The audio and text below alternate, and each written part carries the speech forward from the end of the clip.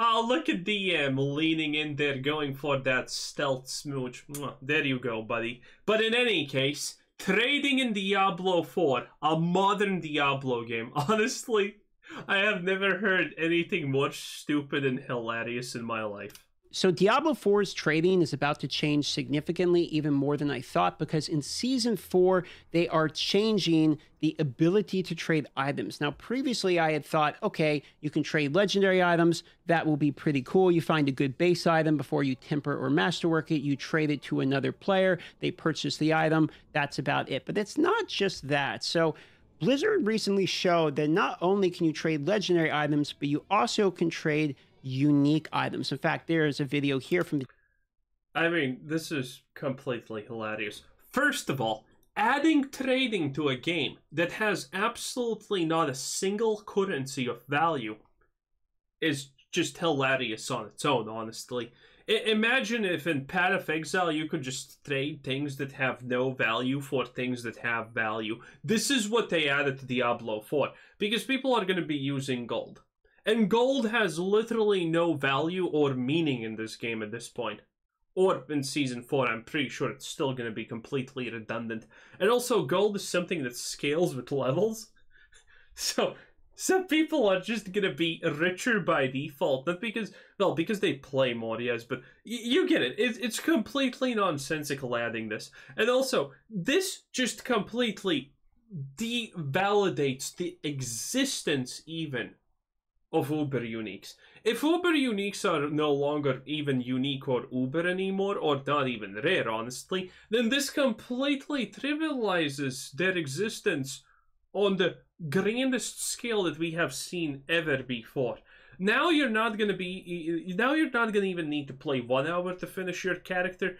If the trading is done well, you're gonna be able to do it in like 5 minutes. It's gonna be hilarious. The Diablo channel showing that you can in fact trade unique items. So imagine you're a player who needs a Tempest Roar helmet that you've had a really hard time getting. Now your gold, you can go ahead and trade that gold to another player who maybe got a spare one and actually be able to get your hands on that unique item. Now, yes, and now that player has gotten rid of an item that he has no need for gold that he has no use for. What a system. What a great system. Now, don't get me wrong, trading is technically good because it's going to make stuff easier, but man, this is the most failed thing ever. You might as well just have like a clock cooldown where you get to pick a random thing that you want from an item list, and there you go. Same effect. It is just insane. You might say that, okay, well, where's the value in gold then? Like, people aren't going to want gold for a unique item. They're just going to attempt... No, people are going to want gold. I mean, it does not matter how, in what kind of bad game you put trading into. People are going to make it work, okay? Either it's going to be trading twigs, trading sticks, or whatever, or gold, or, you know, I don't know, rock pieces. People are going to make trading work if there is a chance for trading to happen. Trading already is a thing in Diablo 4, to be honest, and it's actually one of the better ways to gear up, because finding an item takes so much longer than just trading an item for gold. It's crazy. There exist websites that sell Diablo 4 gold. Yeah, I know. That's kind of hard to imagine, but there you go. To masterwork it themselves. Well, here's the thing. Masterworking has been data mined to cost upwards of 10 million gold at the final tier level. So because of that, gold is actually going to have a larger gold sink because of the new craft. That actually is a larger gold sink. Okay, but... Okay, let me explain again. We're talking about Diablo 4. The most casual of games of casuals, where leveling doesn't matter, monsters don't matter, nothing matters, okay?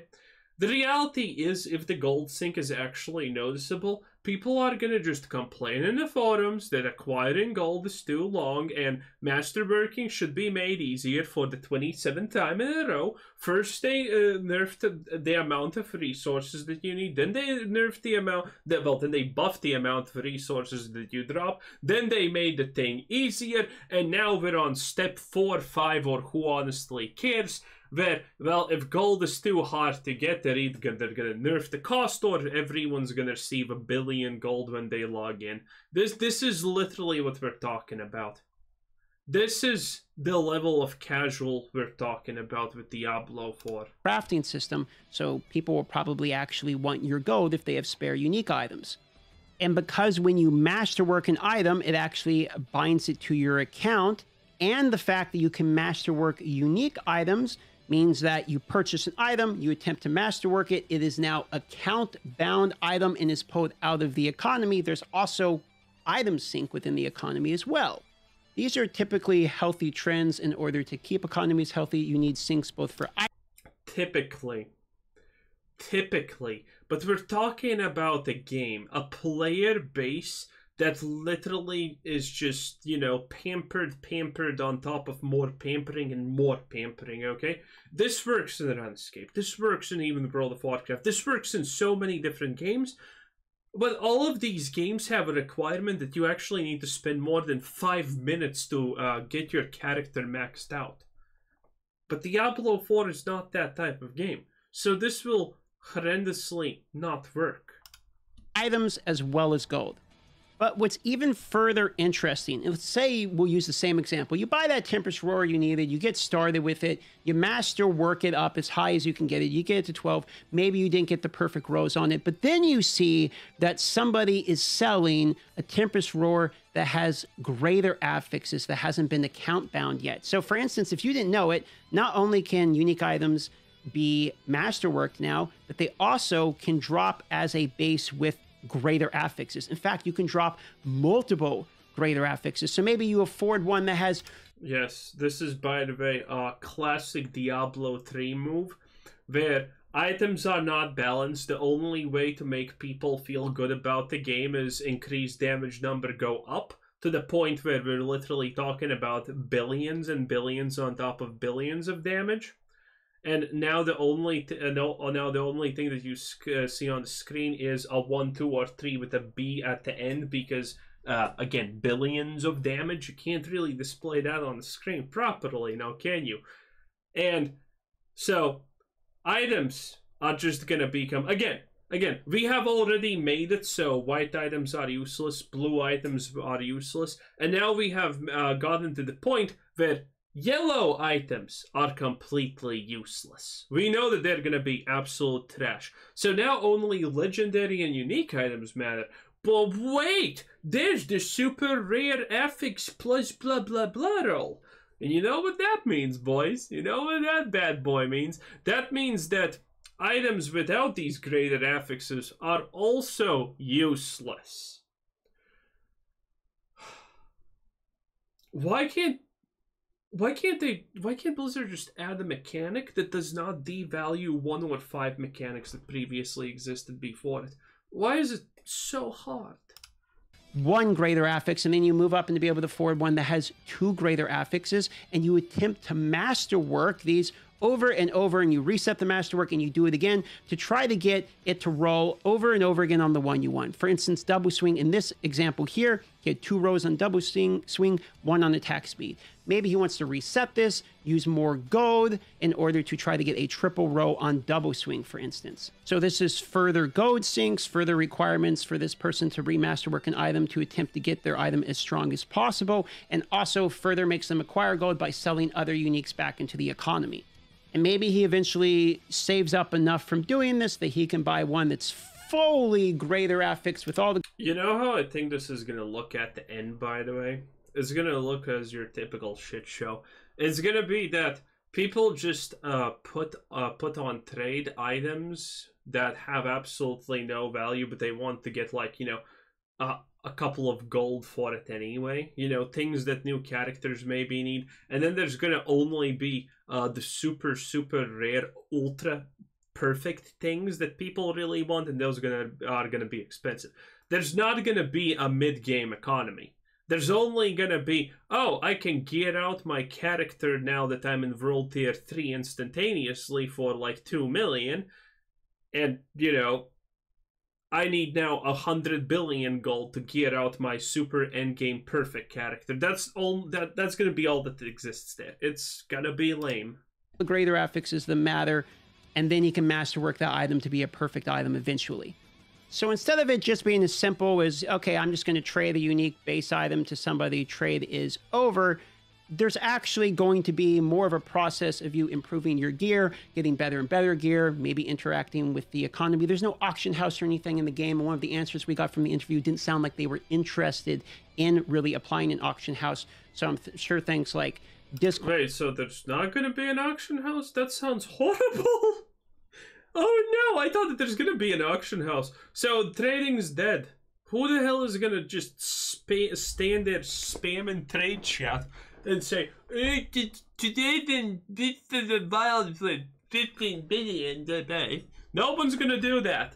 Chords, etc., are going to be used in order to communicate with people, and forums, etc., to find these types of items. But when you get an item, you have the potential now of, even if it's not for your build, for your character, what have you, you have the potential of that item actually really being worth something. Because of trade now mattering, it does add some weight to a non-trade mode, a solo self-found mode, aka a mode that cannot interact with trade, to have some more value behind it for the people that like that solo experience. This was actually one of the questions I asked during the interview with Adam Jackson, and he sort of smiled and said, well, I can't talk about it, but I would like that.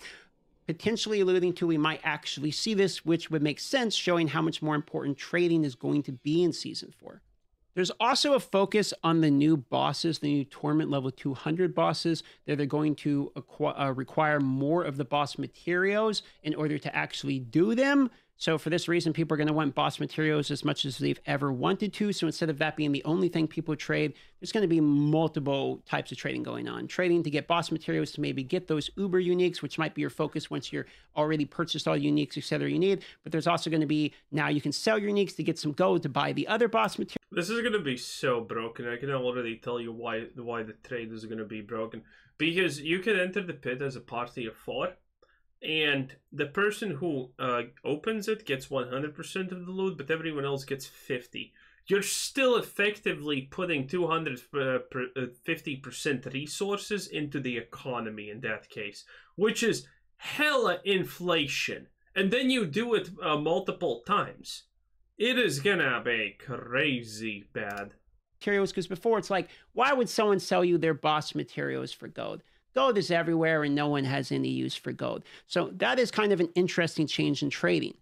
And you know people are going to want to switch their gold for these materials because you can't actually trade Uber Uniques. This is the only item now in the game that basically you can't trade. Oh, so Uber Uniques are still going to be common as F, but, you know, less common now, I guess. Wow. Okay. Uber Uniques. So because of that, your in-game is going to be farming those bosses to try to get an Uber Unique. Also, now you can get 3 Resplendent Sparks by completing various activities. Yes. Uber Uniques are still effectively free. Within the game. Then when you do get your first Uber Unique, you can salvage it, giving you 4 Sparks, and 4 Sparks allow you to craft any Uber Unique you want. So because of that, your gameplay is going to be acquiring the unique you want, acquiring better uniques, masterworking them to the pinnacle of it, and taking your gold, buying boss material mats. From there, repeating boss farms till you get the Uber unique you want, crunching that one with the other Resplendent Sparks you've earned, and now crafting the Uber unique that you actually want as well. Yes, effectively, very stupid system. Yeah, Diablo 4 is completely cooked when Season 4 comes out. It is the last season anyone's gonna care about this game. Anyway, that was our boy Skittles. Dark microtransaction. Have a nice day. Bye.